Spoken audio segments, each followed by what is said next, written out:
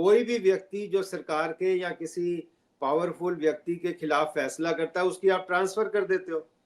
आप तो पूरे देश में एक संदेश मैसेज दे रहे हो कि ये लोग हैं चुने हुए जो माई बाप के खास हैं। तो माई बाप के खिलाफ तो आप सोच ही नहीं सकते।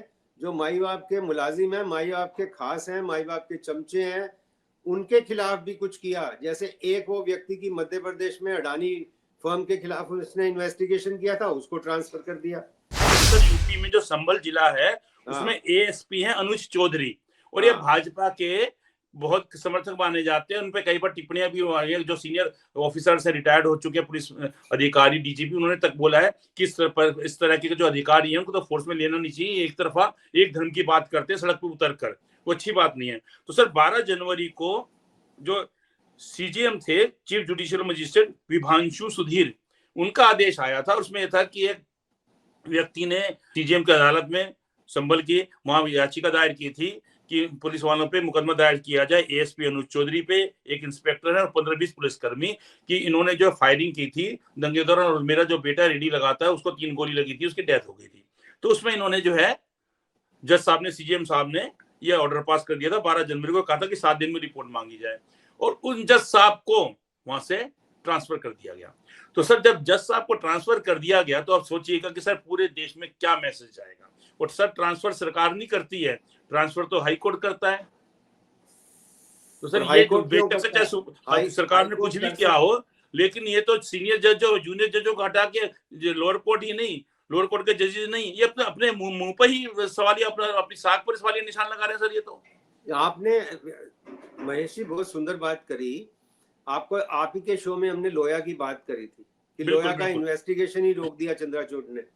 तो ये मैसेज दे रहे हैं ना ये, इसलिए जो सूर्यकांत जी जो कह रहे हैं जाके वहां पे प्रवचन जो दे रहे हैं, कथनी और करनी में कितना फर्क है।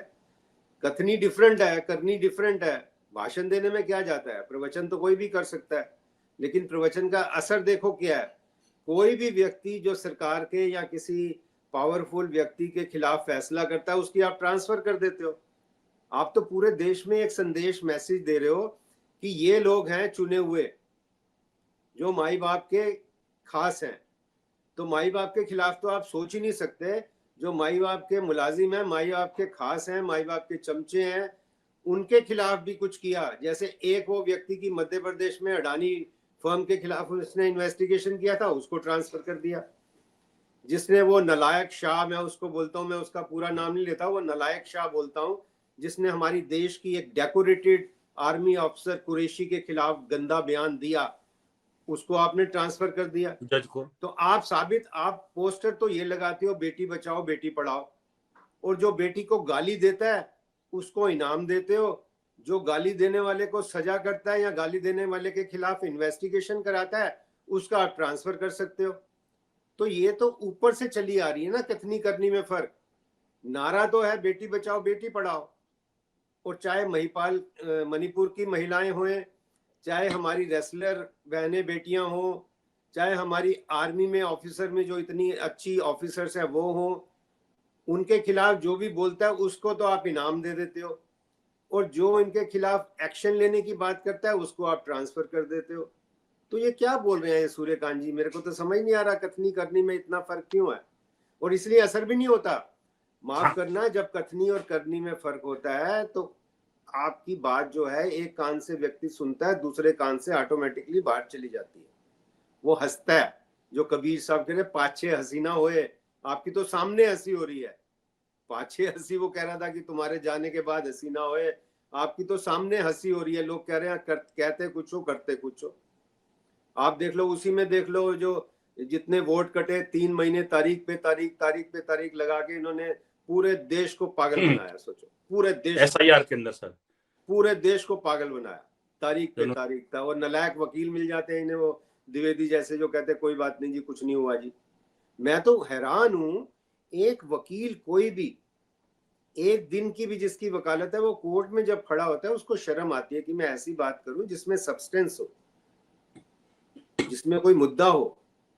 ये ऐसी हल्की बात कर देते हैं ये बड़े बड़े जो फन्ने खां अपने आप को, मैं एक बड़ा वकील इनको कहता नहीं है, फन्ने खां अपने आप को समझते हैं। एक खाली आप 1 करोड़ रोज कमाने से बड़ा वकील नहीं बनते हो। बड़ा वकील बनते हो। आज अब संविधान, आज रिपब्लिक डे हमने सेलिब्रेट किया है। बड़ा वकील वो होता है जो संविधान की रक्षा के लिए बोले, खाली अपनी क्लाइंट के लिए नहीं बोले, संविधान की रक्षा करते हुए क्लाइंट को रिप्रेजेंट। ये है लियाकत, काबिलियत ये है, अपने क्लाइंट को आप डिफेंड करो संविधान की रक्षा करते हुए, संविधान को डिस्ट्रॉय करते हुए नहीं। तो ये जो भी जो 3-4 ये फन्ने खां वकील घूमते हैं जो कहते हैं बड़े वकील हैं 1 करोड़, ये संविधान का नाश कर रहे हैं। ये 3-4 व्यक्तियों ने इतना नाश किया है, वो द्विवेदी, इन सब ने, नालायकों ने, कि बिल्कुल आप समझ लो कि मैं तभी कहता हूं मैं खाली जजेस को नहीं, वकील को भी इन्वॉल्व करता हूं। तो ये बिल्कुल कथनी। और आज तो रिपब्लिक डे है, देखिए रिपब्लिक डे की हमने सेलिब्रेशन की है महेश जी, अच्छा मौका है ये बात करने का भी। मेरे को ये लगता है कि celebration of Republic day should be totally stopped. जब तक रिपब्लिक डे, जो कॉन्स्टिट्यूशन जिसके लिए बना है, कॉन्स्टिट्यूशन इसलिए बना था that we ensure equality, justice, social, economic, political. जिस दिन तक हर एक घर में दिया भी जले, अनाज भी हो, जो संविधान का पर्पस अगर आपने सर्व नहीं किया, जब तक उस उद्देश्य को, जिस उद्देश्य से संविधान बना था कि हर एक घर में दिया भी जले, अनाज भी हो, अगर ना हो कहीं ऐसा तो ऐतराज भी हो, रहेगी कब तलक वादों में कैद खुशहाली, हर एक बार ही कल क्यों, कभी तो आज भी हो। वादों में ही खुशहाली है 77 साल से। जब तक संविधान के उद्देश्य जिसके लिए वो बना है, तब जब तक उसका उद्देश्य आप अचीव नहीं कर लेते, तब तक ये लाखों करोड़ों रुपया इसके सेलिब्रेशन में टोटल बंद होना चाहिए। I am very clear on this. Celebration किसका होता है? हम सेलिब्रेट क्या करते हैं जब खुशी होती है। सेलिब्रेशन कोई एक टेक्निकल चीज नहीं है, इस दिन संविधान बना है तो सेलिब्रेट कर लो, नो। सेलिब्रेट हम तब करेंगे, आपकी सेलिब्रेट करने की लियाकत, या आप तब एंटाइटल्ड हो सेलिब्रेट करने को जब आप उसका उद्देश्य अचीव कर लेते हो, तब आप सेलिब्रेट करिए कि देखिए जिसके लिए हमने संविधान बनाया था, हर एक घर में दिया भी जले, अनाज भी हो, आज वो हो गया, लेट अस सेलिब्रेट। फिर हम सेलिब्रेट, बच्चा पास होता है तो सेलिब्रेट करते हो ना, मिठाई बांटते हो।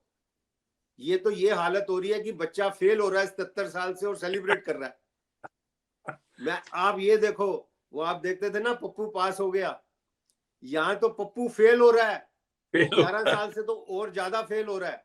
पप्पू फेल हो रहा है और सेलिब्रेशन में करोड़ों रुपए लग रहे हैं। आप देखिए क्या देश का आपने बिल्कुल तमाशा बना दिया है। पप्पू फेल हो गया, लेट सेलिब्रेट। मतलब अरे पप्पू फेल हो गया है, सेलिब्रेट नहीं करना है, चांटा लगना चाहिए कि ठीक से पढ़े क्यों नहीं। वो पिताजी चांटा लगाते थे, पढ़ा क्यों नहीं, फेसबुक पे बैठा रहा, व्हाट्सएप करता रहा। तो पिताजी तो चांटा लगाते हैं, उसके 4 नंबर कम आए। यहाँ जिन्होंने पूरी एक वो कायनात संभाल रखी है, आप अपने आप को कहते हैं हम भारत विश्व गुरु है। भारत विश्व गुरु है, लेकिन भारत के पास खाने को नहीं है, तो विश्व गुरु किस बात के हो आप? मैं अच्छी बात Mahesh ji, I am so thankful to you. आपने रिपब्लिक डे सेलिब्रेशन पे, मैंने भी आज वो ड्रेस पहनी कि चलो लेट्स सेलिब्रेट, बट सेलिब्रेशन कहां से है? It's only ritual, only ritual, no celebration. करोड़ों रुपया मेरा, आपको मैं भेजूंगा इंडियन पर, यहाँ यूएस एक अखबार में मेरा पूरा ये बयान छपा है फोटो के साथ, मैं आपको भेजूंगा वो, कि सेलिब्रेशन तभी करोगे जब आप अचीव कर लेते हो। आप तो फ्रॉड कर, सेलिब्रेशन किस बात का सेलिब्रेशन? कभी किसी को बुला लेते हो, कभी किसी को बुला लेते हो। मैं उनको भी कहता हूं, I am calling upon all those dignitaries who are going to be chief guest और who want to be chief guest, they should first ask India कि आपने वो अचीव कर लिया कि मेरे को चीफ गेस्ट बना रहे हो। ये चीफ गेस्ट बनाना भी फंक्शंस पे दुकानदारी हो गई है। उसको बुला लो, ये सेटिंग हो जाएगी, उसको बुला लो, ये। आप तो वो पद्म भूषण भी बांट रहे हो, बेच रहे हो, आप तो भारत रत्न भी बेच रहे हो, सेलिब्रेशन भी बेच रहे हो। आप ये देखो ना, जिस देश में भारत रत्न बिकना शुरू हो गया, बिक ही गया ना। अगर आप भारत रत्न देते हो इस पर्पज से कि इलेक्शन में मदद मिलेगी, बिहार में चरण सिंह का बेटा हमारे साथ आ जाएगा तो चरण सिंह को दे दीजिए। तो ये हालत हो गई है देश की महेश जी। ये सारा खाली सूर्यकांत जी नहीं, ये सारे ये काम कर रहे हैं, ये देश को बिल्कुल पागल बना रहे हैं। देश को, जो जनता है उसको पढ़ने लिखने में, अब जस्टिस काटजू ने बड़ा अच्छा एक बयान दिया कि भगत सिंह की जो फिलॉसफी थी भगत सिंह की फिलॉसफी थी यही कि जब असली आजादी वो है जब एक आदमी का एक्सप्लॉयटेशन, शोषण आदमी द्वारा ना हो, ये है आजादी। रिपब्लिक डे इसलिए बना था, कॉन्स्टिट्यूशन इसलिए बना था कि आदमी का शोषण आदमी के द्वारा मत हो। डिग्निटी ऑफ इंडिविजुअल, कॉन्स्टिट्यूशन में 145 करोड़ का आदर लिखा हुआ है। कॉन्स्टिट्यूशन तब अचीव होगा जब 145 करोड़ का आदर होगा। आप कहें मैं 100 करोड़ को खाना बांट रहा हूं तो वो आदर नहीं है, वो निरादर है, वो नालायकी दिखाता है देश की। अगर 100 करोड़ को आप खाना दे रहे हो इसका मतलब 100 करोड़ के पास रोजगार नहीं है। जब सही बात है, रोजगार नहीं सही होता बात है। तो तो आप खाना देते हो, खाना तो देना चाहिए, अच्छी बात है, लेकिन रोजगार देना चाहिए। Top yes, priority should be रोजगार। लेकिन रोजगार। जिसके पास नहीं है उसको देना एक फर्ज है हमारा, बिल्कुल। कोई भूखा ना सोए ये तो अच्छी बात है, लेकिन उसको रोजगार देके अगर वो खाएगा तो उसको मजा आएगा खाने में। जो मजदूर सारा दिन दिहाड़ी करके कितनी खुशी से कहता है सर मेरा काम हो गया, वो गमछा बांधता है कि सर मेरा काम हो गया, सर मेरी तनख्वाह दे दीजिए, मेरी दिहाड़ी दे दीजिए, कितना खुश होता है वो। देखिए 10 घंटे काम करके आप देखिए मजदूर के चेहरे पे खुशी होती है कि आज मैंने काम किया है तो आज मैं अपने बीवी बच्चों को अपने हक की कमाई से खाना खिलाऊंगा। वो आपसे लेके खुश नहीं है। और एक ये और भी बात है महेश जी, ये कुछ लोग जो कहते हैं मैंने दे दिया, अरे मैंने क्या दे दिया, कोई अपने बाप की जायदाद थोड़ी दे रहा है यहाँ। सही ये बात है, बात भी मामा के कहना घर कि में मैंने खाए दे दिया बहुत घटिया और हल्का डायलॉग है, मैंने दे दिया। ये सरकार का पैसा है सब। सरकार और का हमने पैसा है, ये जनता का पैसा। कॉन्स्टिट्यूशन संविधान में आज ये भी बात करें, संविधान में लिखा है कि हम जितने भी रिसोर्सेज हैं उस सब रिसोर्सेज को हम सब एंजॉय करें। 145 करोड़ सारे रिसोर्सेज को एंजॉय करें, ये संविधान में लिखा है। आपने नहीं दिया किसी बाप दादा की जायदाद से।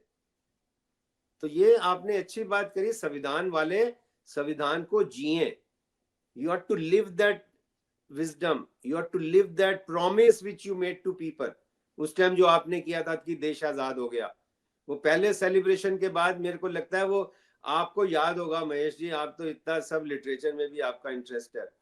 जो सेंसिटिव आदमी आपने कहा शायरी का और उसका, वो साहिर ने 10 साल के अंदर, आप सोचिए प्यासा 56 के आसपास आई थी, तो सोचिए 10 साल भी नहीं हुए थे आजादी को, तो एक जो सेंसिटिव आदमी है उसका दिल दुखा। उसने उस टाइम लिखा साहिर ने, जरा मुल्क के रहबरों को बुलाओ, ये कूचे ये बाजार गलियां दिखाओ, जिन्हें नाज है हिंद पर वो कहाँ है। वो दिखा रहे थे गलियां की, देखो गलियों में क्या हो रहा है, औरत का एक्सप्लॉयटेशन हो रहा है, मजदूर का एक्सप्लॉयटेशन हो रहा है, बच्चों का एक्सप्लॉयटेशन हो रहा है। ये कौन सी आजादी है? रहबरों को बुलाओ, वो कह रहा था बुलाओ ये जो मालिक बन रहे हैं मुल्क के। तो वो 10 साल में उसकी जान मर गई थी, सोचिए। आज तो वो देख के बेहोश हो जाता कि यार ये क्या कर दिया मेरे देश का। और आप हमसे जुड़े रहने के लिए सब्सक्राइब करें YouTube पर, फॉलो करें ट्विटर पर और लाइक करें Facebook पर। और ज्यादा जानकारी के लिए आपको टाइप करना होगा सिर्फ न्यूज नशा।